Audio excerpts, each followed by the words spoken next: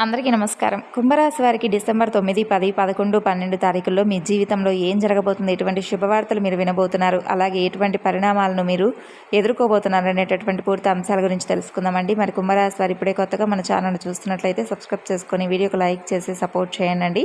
మరి అంతకన్నా ముందుగా శ్రీ షిరిడి సాయిబాబా వారి ఆశీస్సులతో జ్యోతిష్యం చెప్తారు.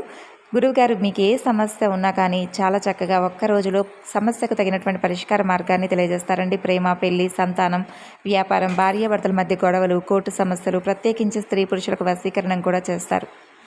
9381918252 సంప్రదించాల్సినటువంటి ఫోన్ నెంబర్. ఇక ఈ రాశి వారి గురించి తెలుసుకుందాం. చెప్పాలంటే కొన్ని అదృష్టాలైతే మీ జీవితంలోకి స్వాగతం పలకబోతున్నాయి. ఇకపై మీరు నిజం చెప్పాలంటే నక్కతోక తొక్కినట్లే అని కూడా చెప్పుకోవచ్చు. అయితే కొంతమంది వ్యక్తుల కారణంగా కొన్ని విషయాల్లో జరిగేది తెలిస్తే మీరు తప్పకుండా ఆశ్చర్యపోతారు. మరి ఇంతకీ ఎవరా వ్యక్తులు? వారి ద్వారా నష్టాలు, కష్టాల, సమస్యల ఏంటి, కలిసి వస్తుందా? అసలు ఏ విధంగా ఆ అదృష్టాలను దక్కించుకోవాలి, దీని గురించి మీరు చేయవలసినటువంటి పరిహారాలు ఏంటి అనేవి కూడా ఇక్కడ క్లియర్గా ఈ వీడియోలో మీరు తెలుసుకోవచ్చు. ముందుగా మీరు చాలా మంచివారు, హుందాగా ఉంటారు. ఒక రకంగా చెప్పాలంటే చిన్నపిల్లల మనస్తత్వంతో ఉంటారు. అంటే చిన్నపిల్లల మనస్తత్వం ఎవరికి ఉంటుందండి? ఆ యొక్క పసిపిల్లలకు ఉంటుంది. అంటే పసిపిల్లలకు మనస్సును దైవంతో పోలుస్తారనమాట. అంటే కల్లా కపటం లేకుండా ఎదుటివారితో కొంచెం నవ్వుతూ, ఎదుటివారు మాట్లాడారంటే ఎదుటివారితో నవ్వుతూ మనం కూడా తిరిగి మాట్లాడేయడం, కొంచెం నమ్మినట్లుగా వారు మనకు కనిపించారంటే, వారి ద్వారా 2-3 విషయాలు మనకు తెలిసాయంటే మన గురించి మనం మొత్తం విషయాలన్నీ కూడా వారితో చెప్పేయడం. అంటే మనకు ఉన్నటువంటి లోతులు, పాతులు అనేవి కూడా మనకు ఏంటనేది తెలుసు. కానీ అవి కూడా వారితో షేర్ చేసుకుంటూ ఉంటాం. అయితే నేను ఇక్కడ ఏంటంటే మిమ్మల్ని పసిపిల్లలతో ఎందుకు పోల్చానంటే, పసిపిల్లలు ఎలా ఉంటారంటే తెలియకుండా అన్ని విషయాలను కూడా షేర్ చేసుకుంటూ ఉంటారు. అది నిజం కావచ్చు, అబద్ధం కావచ్చు. వారికి తెలిసింది ఏదైనా ఉంటే అది వారి గురించి మొత్తం చెప్పేస్తూ ఉంటారు. అంటే కాస్తంత స్నేహం చూపించారంటే కొత్త వ్యక్తులైనా కానీ వారితో తెలియనటువంటి విషయాలు, వారికి తెలియనటువంటి విషయాలన్నీ కూడా వీరు చెప్పేస్తూ ఉంటారు. కాబట్టి వెంటనే ఎదుటి వ్యక్తులను చాలా ఈజీగా గుడ్డిగా నమ్మేస్తూ ఉంటారు. అదొకటి ఏంటంటే ముందుగా ఈ రాశివారు మార్చుకోవాల్సినటువంటి మొట్టమొదటి విషయం. ఇక రెండో విషయం ఏంటంటే మీరు ముఖ్యంగా ఎవరినైతే నా వాళ్ళని చెప్పి అనుకుంటూ ఉంటున్నారో, అంటే బంధుమిత్రుల్లోనే మీకు ఎక్కువగా శత్రువులు ఎక్కువగా ఉన్నారండి. అంటే శత్రువులు అని చెప్పి ఎందుకు మొహాన చెప్పాల్సి వచ్చిందంటే, కొంతమంది వ్యక్తులు ఏంటంటే మీ ముఖాన్ని ఎవరు కూడా మేము శత్రువులము, లేదంటే వాళ్ళ మొహానే ట్యాగ్ వేసుకొని మేము శత్రువులం మీ ముందు తిరుగుతున్నాం అని చెప్పి రాసుకోరు. అదేంటంటే మనమే గుర్తుంచుకోవాలి. అంటే అలాంటి వ్యక్తులు మనం గుర్తించాలి. అది కూడా ఎలా గుర్తించాలంటే కనుక, మనకేదైనా కానీ ఒక సమస్య, ఒక కష్టమో వచ్చింది అనుకోండి, ఏదైనా సంతోషం వస్తే వాళ్ళు భరించలేరు. మనకు కష్టం వస్తే బాగుండని చెప్పి మనకైనా అంటే మన ముందు బాగుంటారు, కానీ మనకు కష్టం వస్తే బాగుండని చెప్పి ఎదురు చూస్తూ ఉంటారు. అయితే ధైర్యాన్ని ఇవ్వాల్సింది పోనిచ్చి కష్టంలో మనకి ఇంకాస్త కష్టాన్ని మిగిలిచ్చేలా మాట్లాడుతూ ఉంటారు. మనకు అవసరమైనప్పుడు మాత్రమే ఏదైనా కానీ అంటే వారికి అవసరమైనప్పుడు వారు చక్కగానే ఉంటారు, మనతో బాగా మూవ్ అవుతారు. కానీ ఆ అవసరాలు లేనప్పుడు, మనతో మంచిగా ఉండాల్సినప్పుడు, ధైర్యంగా అందివ్వాల్సినప్పుడు అవసరాలన్నీ కూడా తీర్చుకొని వాళ్ళు మనల్ని వదిలిపెట్టేసి వెళ్ళిపోతారు.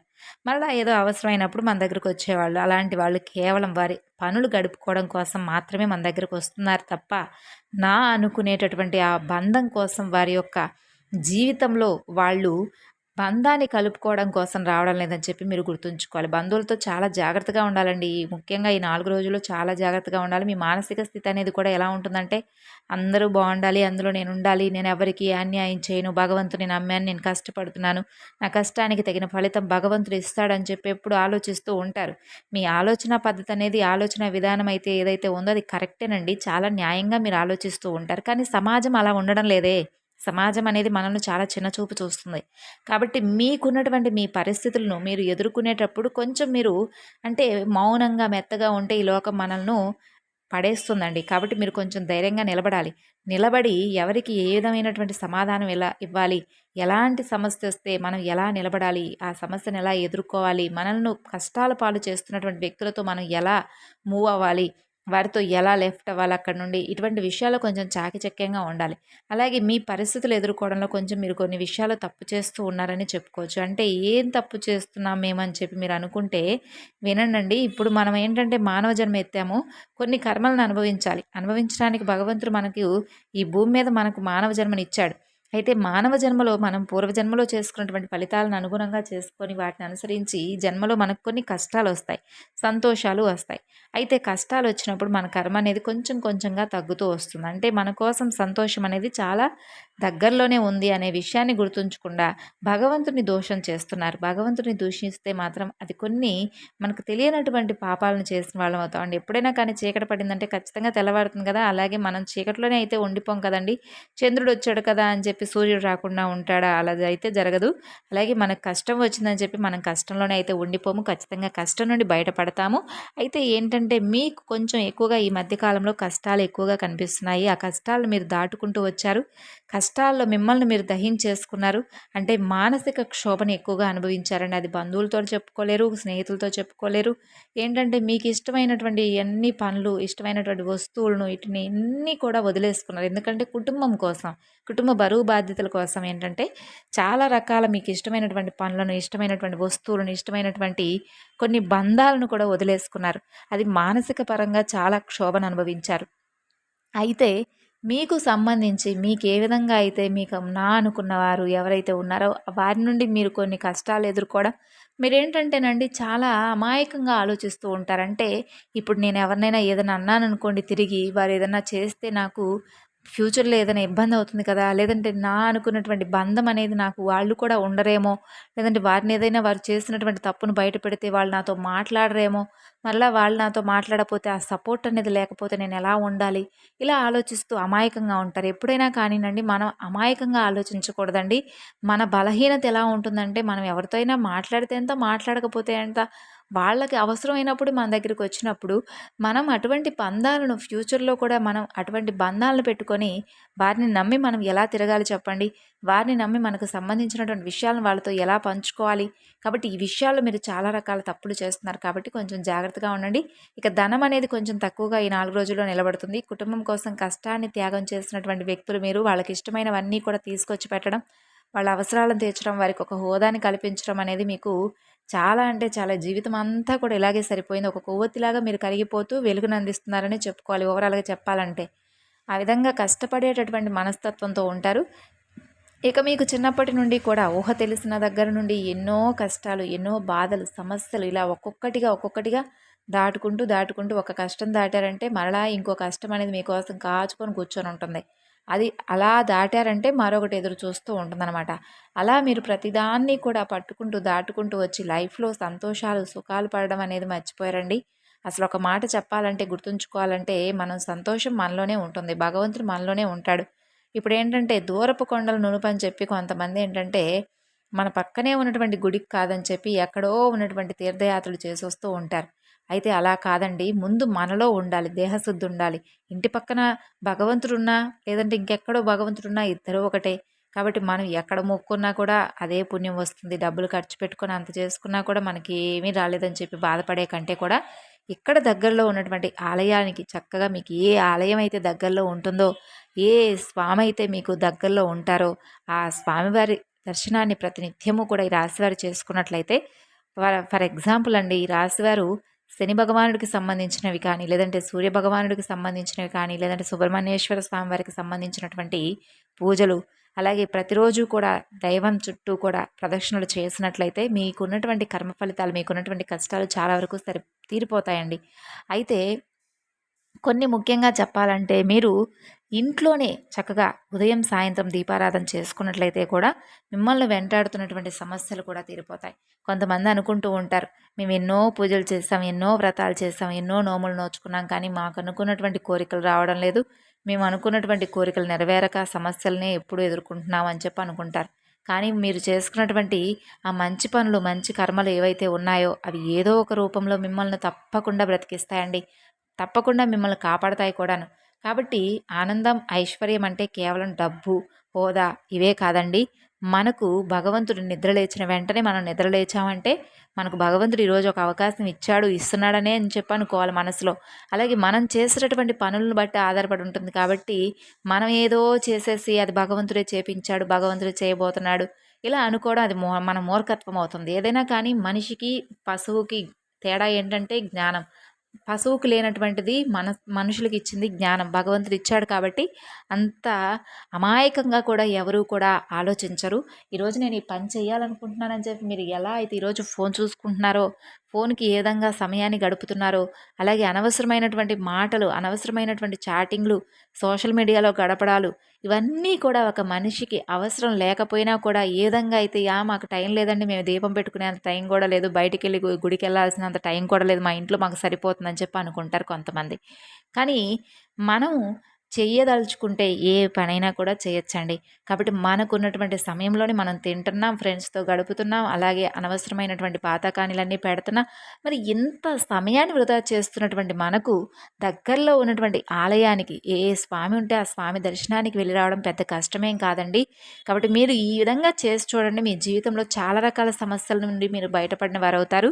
అలాగే మీ ఆనందం అనేది సంతోషం అనేది మీలోనే ఉంటుంది. ఈ విషయాన్ని మీరు మర్చిపోతున్నారు. కాబట్టి శత్రుభయం, శత్రునాశనం కోసం హనుమాన్ చాలీసా పఠించండి. ప్రత్యేకంగా చెప్పాల్సినటువంటి అవసరం ఏమీ లేదు. మీ బాధలు మీరు దూరం చేసుకున్న వారవుతారు. మీ సంతోషాలు మీరు దూరం చేసుకుంటున్నారు, కానీ సంతోషాన్ని మీ మనసులోనే ఉంచుకోండి. సంతోషం ఎప్పుడూ కూడా మిమ్మల్ని అన్ని రకాలుగా కూడా బ్రతికివ్వదండి. కొన్ని కష్టాలు వచ్చినప్పుడే కష్టాల నుండి మనం తగినటువంటి గుణపాఠాలు నేర్చుకుంటాం. కాబట్టి కష్టాలు కూడా రావాలని చెప్పి అనుకుంటూ ఉండండి. కేవలం మేము సంతోషంగానే ఉండాలని చెప్పి అనుకోకండి. సంతోషం ద్వారా మనం ఏది కూడా పొందలేము. కొన్ని కష్టాలు, బాధలు ఎదురైతేనే ఫ్యూచర్లో మనకు అటువంటి సమస్యలు, కష్టాలు ఎదురైతే వాటి నుండి మనం ఎలా బయటపడాలనేది భగవంతుడు మనకు నేర్పిస్తాడు. అలాగే ఈ 4 రోజుల్లో కొన్ని విషయాల్లో కూడా మీకు బాగా కలిసొస్తుంది. అంటే జీవితంలో మీకున్నటువంటి చిన్న చిన్న అడ్డంకులన్నీ కూడా తొలగిపోతాయి. అలాగే ఎవరు ఏం చెప్పినా కూడా ఈ 4 రోజులు అసలు నమ్మకండి. ఎందుకంటే కొంతమంది వల్ల మీకు ప్రాబ్లమ్స్ వస్తాయి. ఏదైనా కానీ మీ ధైర్యాన్ని అస్సలు కోల్పోకండి. ఇక మీరేదైనా సాధించాలనుకుంటే ఆ పని వెంటనే మొదలుపెట్టేయండి. మీరు ఇప్పుడు ఏ పని మొదలుపెట్టినా కూడా తప్పకుండా అందులో విజయం అయితే సాధిస్తారు. అలాగే ఒకసారి పని స్టార్ట్ చేసే ముందు మీ ఇష్టదైవాన్ని తలుచుకొని స్టార్ట్ చేయండి. దానివల్ల ఏంటంటే పనిలో మీకు ఎలాంటి అడ్డంకులు అనేవి కనిపించవు. మీకు బాగా కూడా కలిసి వస్తుంది.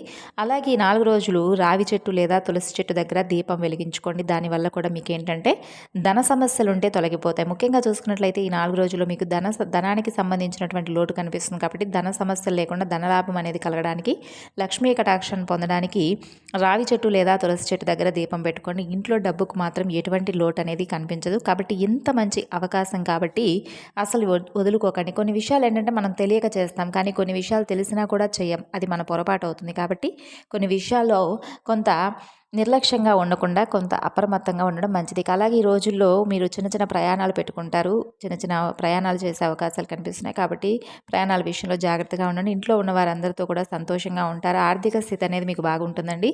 ఆదాయం కూడా మీరు ఆశించినటువంటి స్థాయిలో ఉంటుంది. కాబట్టి అనవసరమైనటువంటి కొంత చిన్నపాటి ఖర్చులను తగ్గించుకోవడానికి ప్రయత్నం అయితే చేయండి. ఇక బయట వారితో మరీ ఎక్కువగా క్లోజ్గా ఉండకండి. కొత్త వ్యక్తులు పరిచయాలు ఏర్పడతాయి. ఆత్మవిశ్వాసం మరీ ఎక్కువగా కొన్ని విషయాల్లో మంచిది కాదు. దానివల్ల మీరే నష్టపోయేటటువంటి అవకాశాలు కనిపిస్తున్నాయి. ఇక మీ భాగస్వామితో కలిసిమెలిసి ఉండండి. దానివల్ల భార్యాభర్తల బంధం అనేది చాలా బలంగా ఉంటుంది. అలాగే మీకు ఎలాంటి సమస్యలు వచ్చినా కానీ అస్సలు భయపడకండి. ముందు మనం భయమే మనను తినేస్తుంది. కాబట్టి ధైర్యంగా ఎదుర్కోవడానికి ధైర్యంగా ఉండండి. దానివల్ల మీకు అదృష్టం అనేది వస్తుంది. మీ జీవితంలో ఉన్న సమస్యలు కూడా దూరం అవుతాయి. సమస్యల నుండి మీరు కొన్ని విషయాలు కూడా తెలుసుకుంటారు. అలాగే ముఖ్యంగా చెప్పాలంటే పిఎం అనే అక్షరాలతో పేర్లున్న వారితో కొంచెం జాగ్రత్తగా మసులుకోండి. ఎందుకంటే వారి వల్ల కొన్ని ఇబ్బందులు వచ్చేటటువంటి అవకాశాలు కనిపిస్తున్నాయి. వారు మిమ్మల్ని బాగా అన్ని రకాలుగా ఇబ్బందులు గురి చేయాలని చెప్పి ప్రయత్నాలు మొదలుపెట్టారు. మీ ముందు మంచిగా ఉండబోతున్నారు.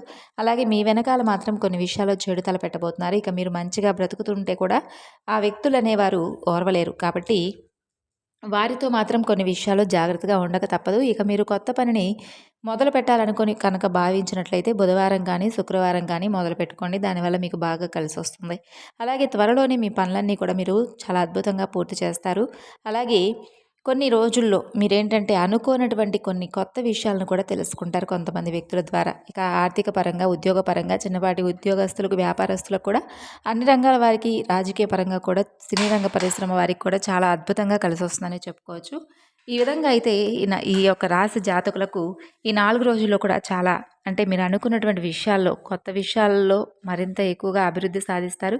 అలాగే తెలియనటువంటి విషయాలను తెలుసుకుంటారు. అలాగే కుటుంబ పరంగా కూడా శాంతి, సౌఖ్యం, ఆనందం వెల్లివిరుస్తాయండి.